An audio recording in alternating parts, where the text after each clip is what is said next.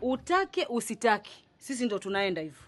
Mwana Hamisi ndugu yangu, fula yangu mimi mtaa udamshi, mtaa uwe na heka heka. Yaani hiyo ndo raha yangu, lakini imekuwa ghafla sana.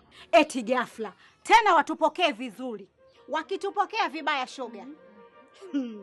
Siri zote tunazimwaga chini na huyo Idi adondoke tu, tunamletea ambulance mapema kweupe. Upo?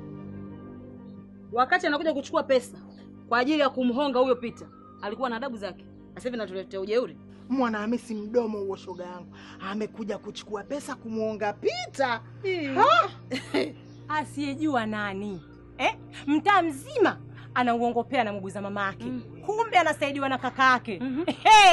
Yeye Sofia kujigeuza na anakaa hapo mlango wa pili. Mazito ndugu zangu. Tena uyatafutie mizani uyapime. Halo!